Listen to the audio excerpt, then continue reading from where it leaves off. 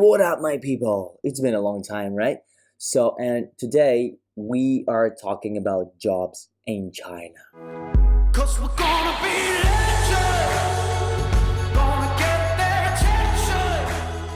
This video is mostly for those who are currently in China, but even for those who are not in China yet, it's going to be helpful as well. And I have collected 5 tips of my own which will help you in finding the right job. I suggest to all of the international students currently studying in China, in their universities, whatever city you are in, look outside the university, because we get too much caught up in these boundaries of the university and we don't get to see the real opportunities, the real China, the real possibilities that could be open for you, for your future career here in China. So that's why I look outside the university. Looking outside of the university will definitely broaden up your mind and bring more experience into your life, and you will taste different bits of life in China. Because I do see a lot of people in China, a lot of students in China, what they do is that they get caught up in this university routine and they don't actually get to do something outside, something externally from the university,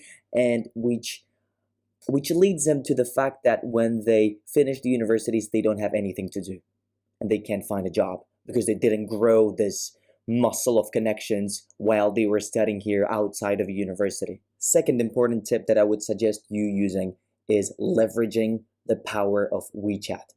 You shouldn't be posting how you get drunk in the club with the Chinese girls. No, that's not what you want to do. What you want to do is, when you look for a plumber, ask on Moments. When you look for a birthday cake, which is the best place for a birthday cake, which is the best place to find a loudspeaker, which is the best place to find a game, for a place that use your moments. So if you need to find a job, try using your moments, because for this time being in China, for example, it was like 1 or 2 years, 3 years, 4 years, usually bachelors, right? So you grow connections, you have somebody on your WeChat, you have someone who could potentially offer you something. So use your WeChat. Tell people, because if you don't tell people, how can they know that you are in the need, if you are seeking for a job? Unless you tell them, they won't. Because for me, I imagine WeChat like a big networking platform where I can ask anything, like on Quora or Reddit or Zhihu in Chinese, and I get asked. And I get answered, Now let's jump into the third tip, which was, I think, the most helpful one for me, which I used myself. And it's attending the events, attending the conferences, attending the exhibitions, and getting to know people in your industry. Like for this purpose, at first I was using Huodongxing and Meetup. I was looking for the events I was interested in. So I find an event I'm interested in that's related to marketing or startups or technologies, and I just go there, I mingle with people, I communicate, I talk, I introduce myself. And this is a very important part. When you talk to people, you have to be focused and you have to be passionate and sincere, because people can see it. If you're passionate and if you're sincere, you will leave this impression that you want to leave. Because mostly, if you're an international student and you are getting to know those people who already work in China at these exhibitions, at these conferences, what you want to do is to give them a good impression about yourself. And as soon as you start going to these conferences and really talking to people, really doing that, like you don't come and you just sit there without asking questions, Like one important thing is that always ask a question. When you are at the conference, at the event, when the speaker, like the fireside finishes, when the speaker finishes talking, ask a question.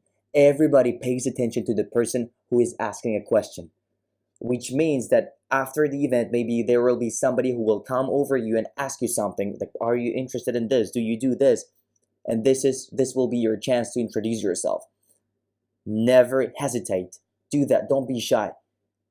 It's about your life. It's about your future. It's about if you're going to make it in your life, if you're going to earn money, if you're going to provide bread and butter for your family. If you don't do that, if you don't ask this one question, you might fuck it all up. So now we go on. You went to the first event, you went to the second event, to the third event. You grow your community. You grow your network. You grow the people that know you in China. You become stronger. You have more connections now. So, and then it will snowball. For me, it was like, I was a volunteer at Startup Grind now I'm still a volunteer at Startup Grind. Then I got something at another place. Then I got something at another place. And what I always try to do, if there is a big conference and the cost is really expensive, try to be a volunteer there through your connections. Like the last event, there was a China Chat event. Total pass everything cost maybe $1,000, and I got to be there for free, being in touch with all of the speakers face to face as a volunteer, thanks to going to that Startup Grind event like half a year ago, because this is what led me to the point where I got to meet another person in Hangzhou, which introduced me to the person who was in charge at the conference at China Chat. Like, these are all threads, but then they connect into this network and they bring you to the point where you actually reap something from it. Just remember, everything is interconnected. A little step at a time will bring you the results that you want. Number 4, so there are actually very good matchmaking apps, something like Boss Jiping and then Zhilian Zhaopin, I think. Yeah, a lot of Chinese people, they're using them. So you just upload, works almost like LinkedIn, but it's a bit different because you don't post it. You don't really have a feed there. You just post your information, your CV there, and you have a lot of employers there. And what they do is they do the matchmaking so that you get to talk to the HR directly. Number 5, write emails to the companies directly. Use your LinkedIn to write to people, and use the business cards that you have gotten from the conferences and from the events. Just call. You have a number on the business card? Call the boss. Talk to him. Tell them what you want. Tell them that you need help. You need to find a job. Okay, write an email. You like this company. You want to nail a job with that company. Talk to them. At the same time, you've got a lot of Gongzhong House, WeChat official accounts that post about job vacancies. You call them. You talk to them. Okay, LinkedIn. If you know this person, maybe you know this person already personally, you hit him up. You tell them, I'm in need of such a job. Maybe you could know somebody who could introduce a job from this field or this industry to me. And the person, like, you write up 20 emails, nobody responds to you. You write the 21st one and you get a response. 1 to 21. Here are your chances, your odds of getting a job. Like, you always go through this no, and then you get a yes. It's life. That's how it works. So don't be afraid. Be patient. Just go and do it. There is one more thing that I would love to mention.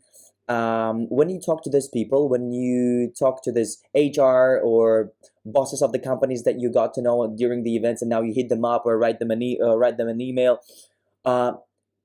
you have to make a prior research about their companies, about their businesses, about what they do.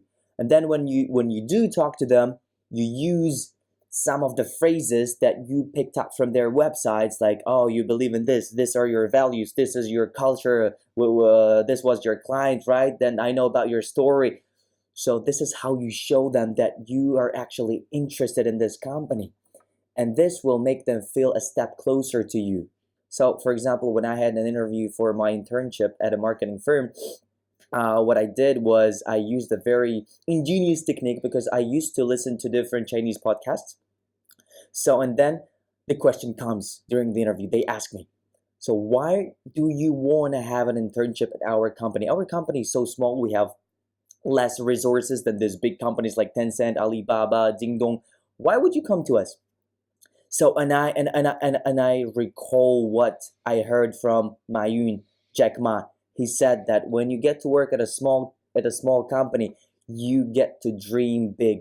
You get to get a bigger role in this company. You have an actual possibility of getting a bigger role at this company, because in the very beginning nothing is clear yet. So when you might get to play a bigger role in this company. Go to a small company. Normally in a big company, it is good to learn processing.